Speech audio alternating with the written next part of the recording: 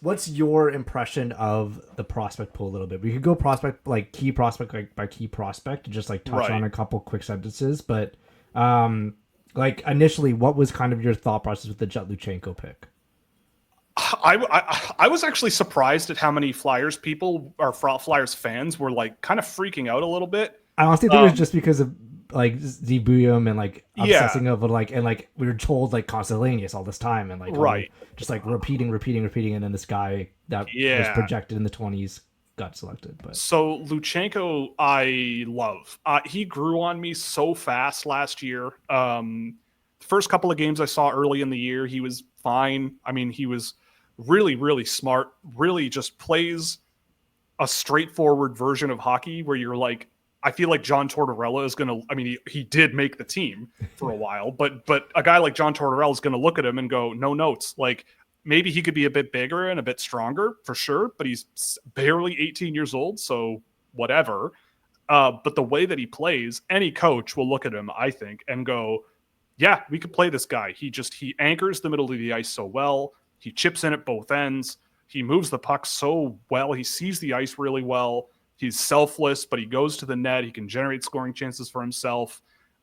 He's a player that elevates everybody else on the line with him, and I think that those players are very, very hard to find. A guy like Zeev Buium does in his own way as well, but it's a lot more self-driven. Whereas a guy like Luchenko, I think you put him on a line with someone who can put the puck in the net, and that player is going to look a lot better.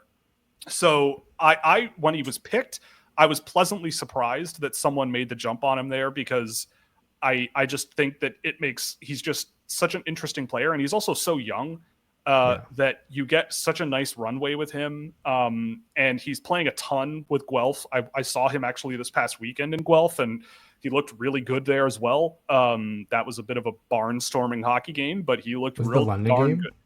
Yeah, Yeah, it yeah. was. So That was an adventure. Yeah, yeah, that was quite something. But yeah, I mean, he's a really interesting player who grew on me a lot over the last season, and by the end of the year, I had him in my like mid-teens or something like that, and I kind of went, yeah, if his name came up past like 10th or 11th overall, like I might want Zeev Buium more, but Jet Luchenko is no slouch. Like there's an argument to be made that he deserves to be right there with those guys.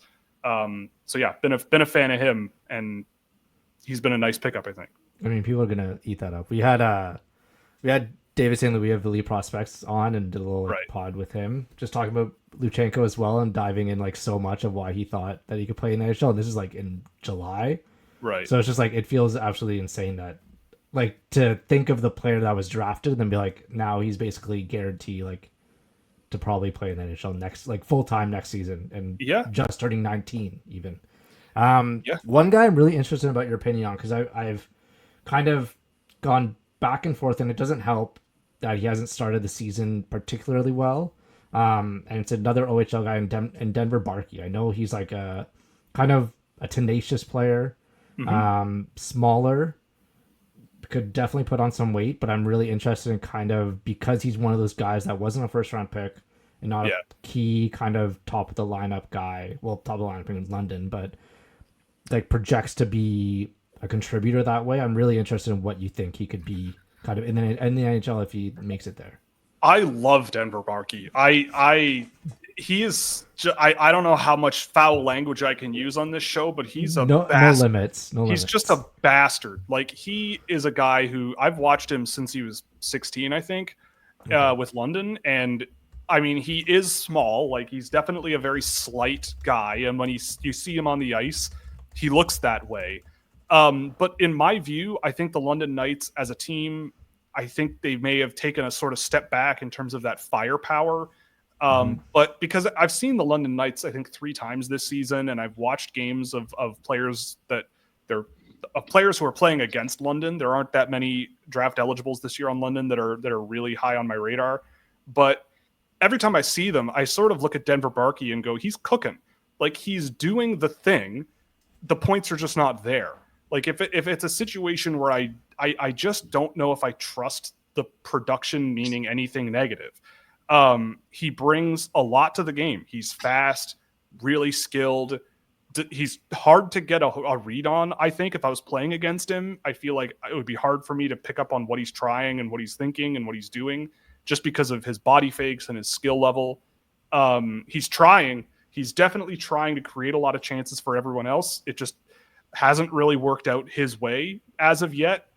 I mean, he does have 5 points in his last 4 games, which is a decent step up, but I mean, he had 100 points last year for a reason. I don't think it's a sign of something super negative with him. It's still pretty early in the year. London's a good team, but every time I see him, I go, yeah, like I'm not worried, and it's it's that collection of things. It's not necessarily the points on the board, but what are you bringing to the table? And I think he brings a lot to the table. I saw him get thrown out of a game against Saginaw for sticking a guy in the junk who was just laying on the ground and tried to get away with it. But you kind of knew that he knew he was doing that. And you're just like, all right, like he's a bit of a rat.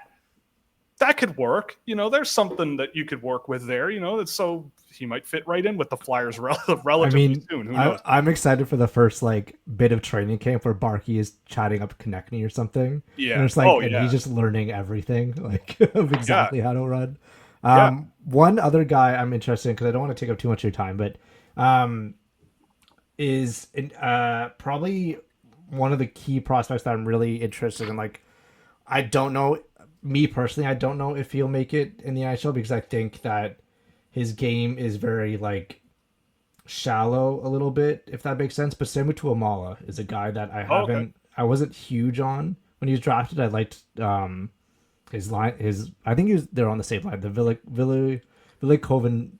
They were on the same team. Yeah, they're on the same team. I don't know if the line, but I liked him more in the draft class, and he was selected later. But it's just what do you think about Tuomala's game? Because I think he's just a perimeter player when he's drafted, but I don't know if he really evolved that game at all. I know he's a north-south skater, skate fast, shoot hard kind of guy, but is there anything beyond that? Is my question. But so I haven't seen a ton of him with Lehigh Valley this season. I honestly, when I did sort of tune in on him, it does feel like he has taken some steps with regards to getting inside a little more, getting to more dangerous scoring areas and everything, and being a bit better of a puck distributor. I do agree with you. I think that the NHL might be tough, mostly because he's a guy who I think needs a lot of open ice to play with, to make things happen. He's fast, but I felt like always that the speed sort of came when the game was sort of advantageous for him, whether it was on the power play or he had lots of space to play with. And, the whole, I'm going to back check real fast and bump and grind and smash to get the puck back, that was kind of a work in progress. And so for me, it's a matter of, at the end of the day, it's the NHL. Where's he going to slot in? Is he going to be a guy who plays in your bottom 6? I'm not totally sure about that.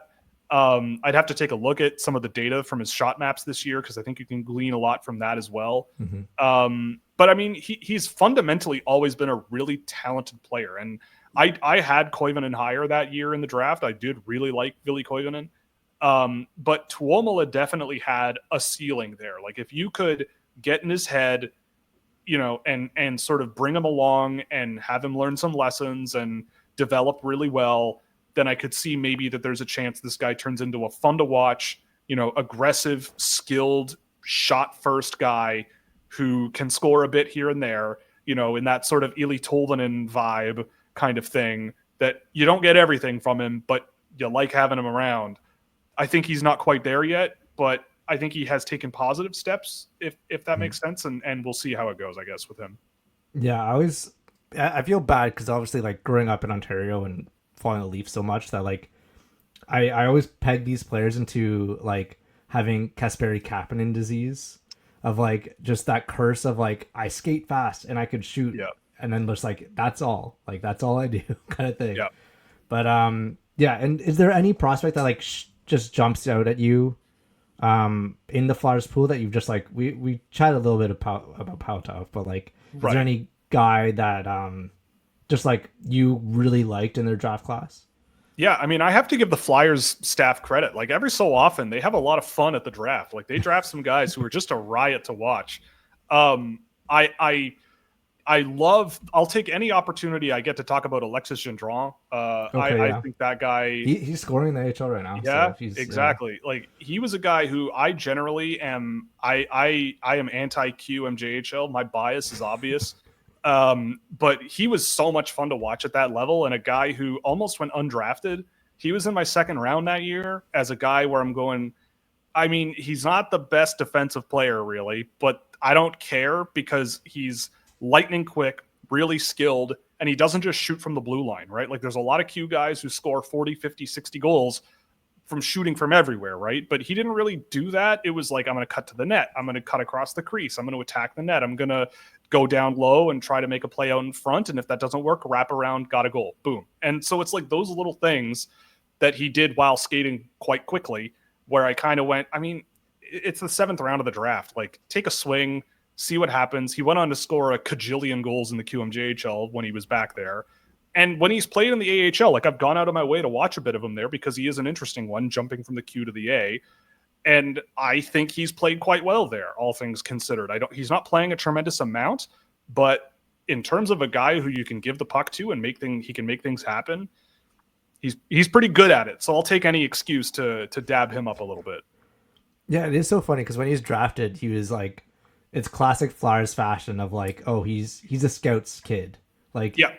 So yeah. it's just like seventh round pick, whatever, like Jeremy Brodeur, this pick kind of thing, like whatever. And then now he's turned into one of the better prospects. And even a guy like Cole Knuble, like you thought, oh yeah, like Knuble's kid, like they're just drafting for like for legacy or whatever. But he's scoring at a very good clip in college in Notre Dame. But like, yeah, so.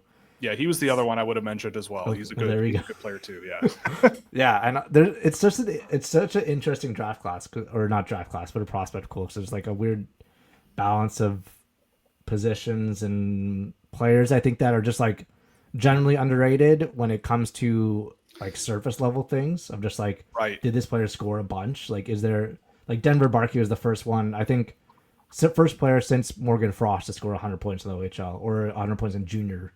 Like the CHL since of a Flyers prospect. So, and Frost did it is D+2, I'm pretty sure. But, yeah, like it's a interesting pool I think we have here. But yeah.